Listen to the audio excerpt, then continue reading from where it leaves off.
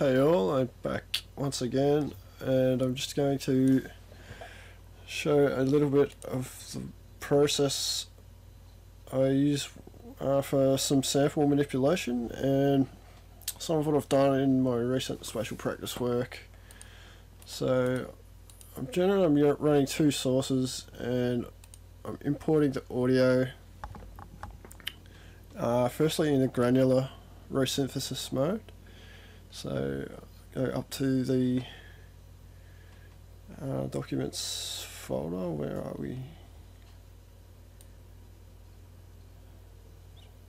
Just bear with me, and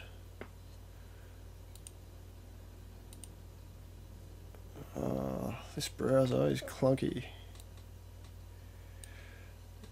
and from media. The file I'm after is R and F. As you can see, I've got a lot into this folder. That's the one. This was already put together as a sequence I made with Contact.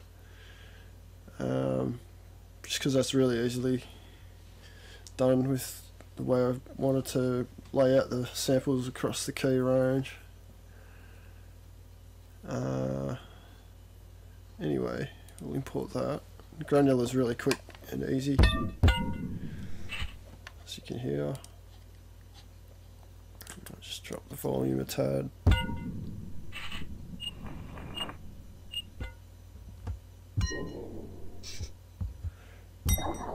That's the original pitch. Anyway, so as you can hear,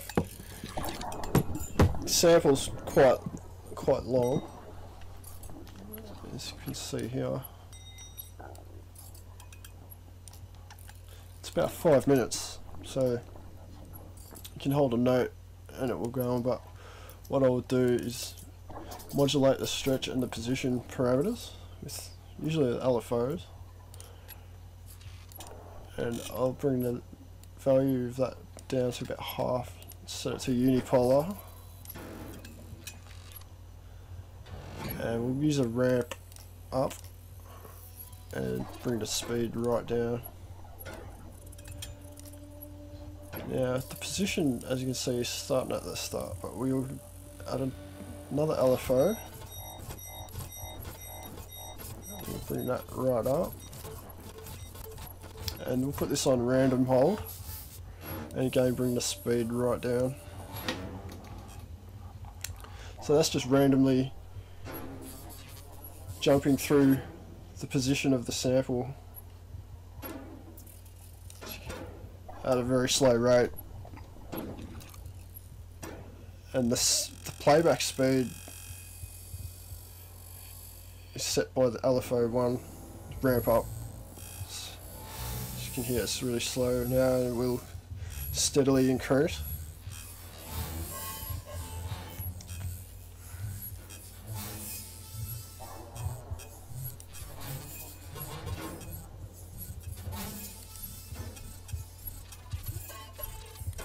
Now another modulation I'll do is add the coarse tuning knob, so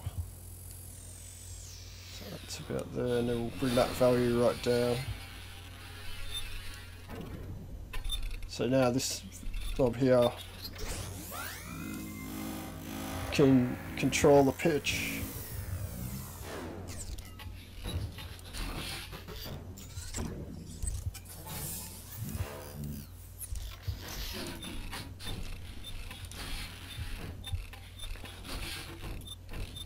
Now, what I will also do is, this is the main ADSR on the main amp, but with its trigger engaged, every time you play a note, it will fire, it will re-trigger the start of the sample. So if we turn it off, it won't re-trigger the start, even though it probably won't matter with our modulation settings here anyway, but I just like to do that, and then I'll map the release to another performance control, and I'll use 4, bring that down, then back it off, say about there. So with that up, I can just tap a note and it will ring out, decay slowly.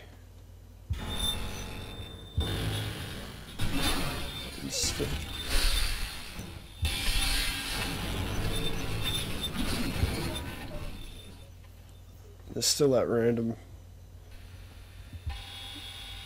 positioning happening with these modulations, which makes it really interesting. What I'll also do is load that same sample but import it with the Additive and Spectral engine. This takes quite a while to import because it's such a large file. So we can do installed, and won't even play a sound.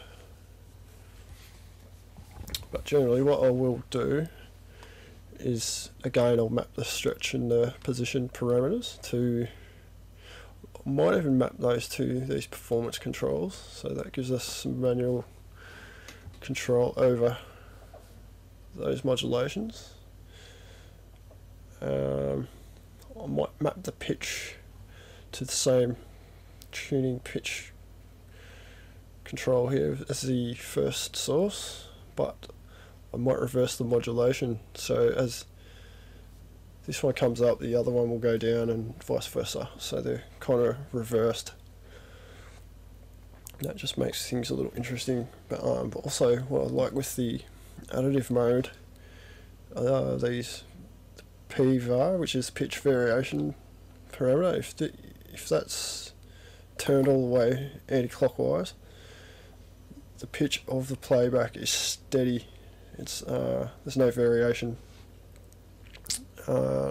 That's really cool for creating like steady pitch sound that has a lot of, you know, movement. Say a atonal, or you know, a sound with a lot of variation within itself becomes steady. It's good for like vocodary kind of effects. It's slightly different, but it's, yeah, along the same lines, and I'll show you once this hurries up.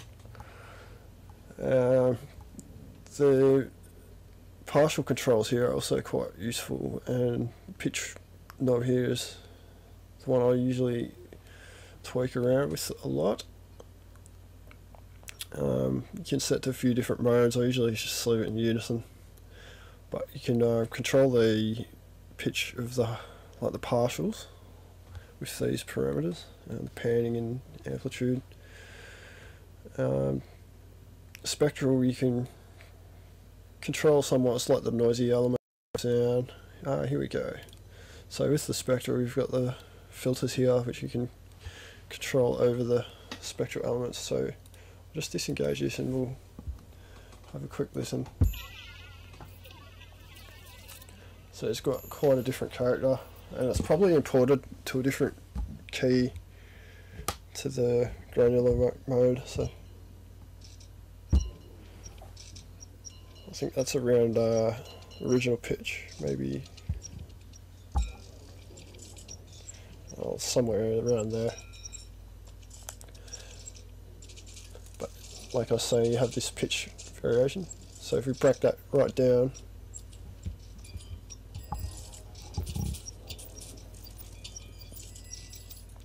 it's still the same sound, but there's no pitch variation.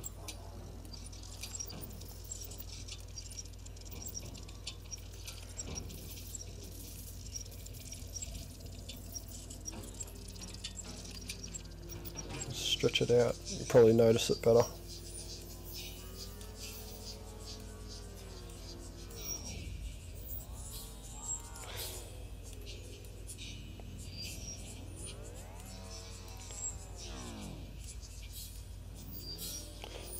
If I really wanted to go deep, I could dive into the additive editor.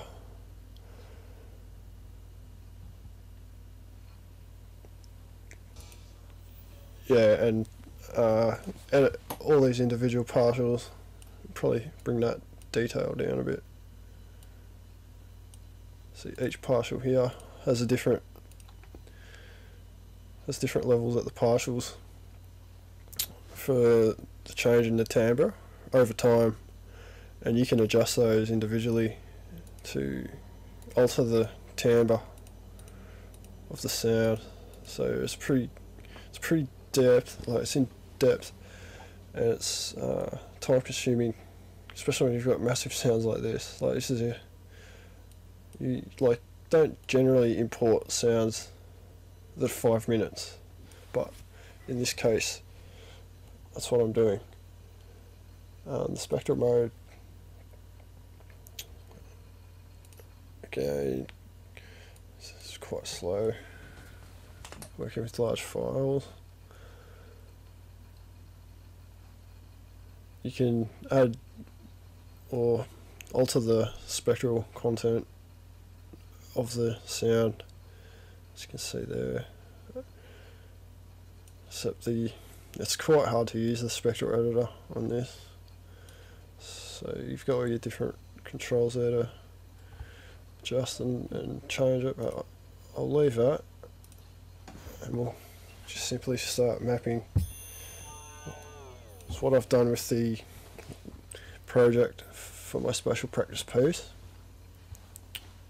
Is again just map these same parameters, the pitch and the playback speed. So we'll just map those to the performance controls. That's 1 and 2. So back that off a little bit.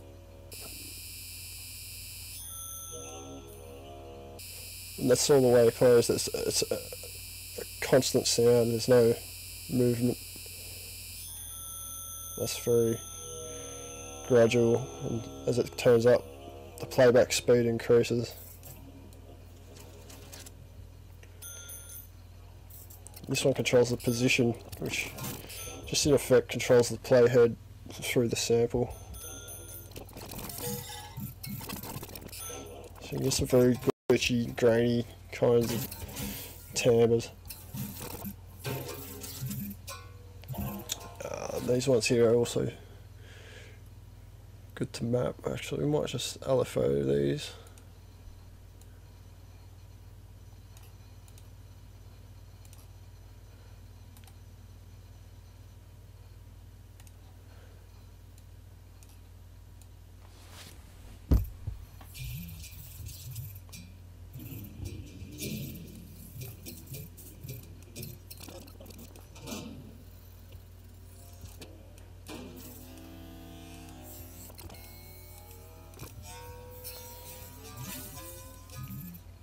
So if we bring any other source, we'll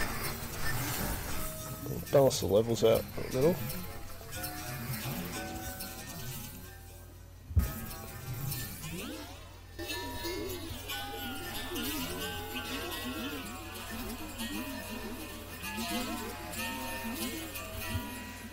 We've got this control here which you can use to crossfade. We'll map that to the XY box.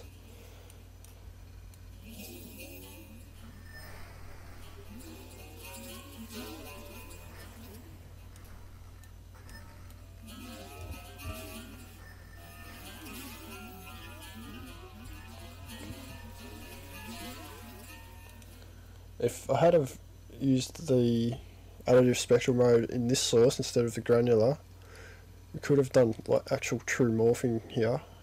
So you've got these different modes, and that would actually truly morph by shifting the partial values instead of just crossfading, which is really interesting.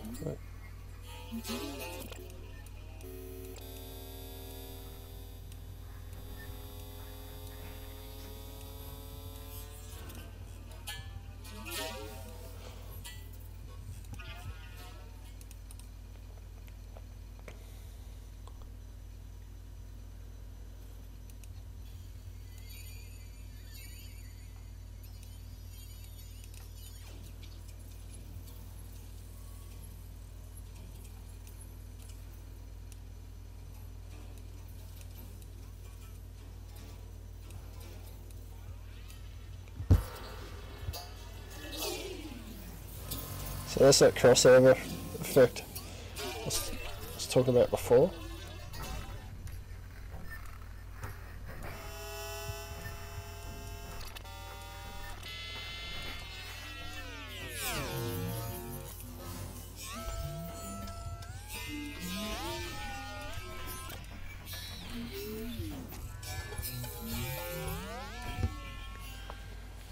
So then we can add some effects to really get some spatial element and effects happening. Usually the feedback I'll turn it to about that. It's a general setting I like to use. It's turn the crossover about half.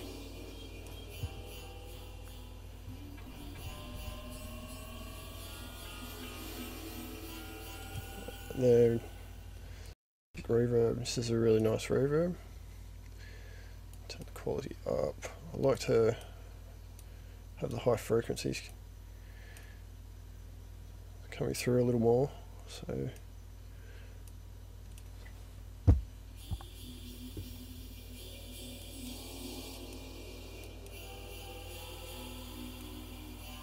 again, map those to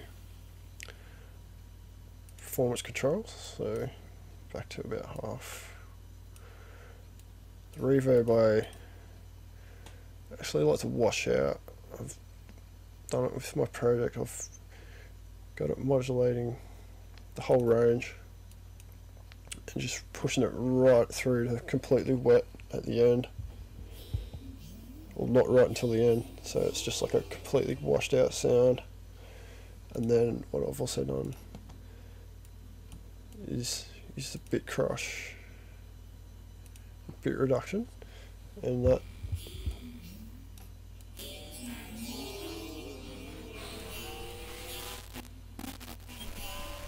just to really break the sound right up and just destroy it.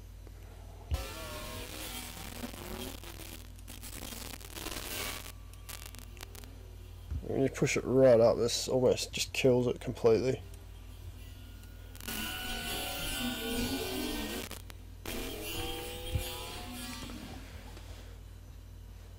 So yeah, that's giving you a bit of an idea on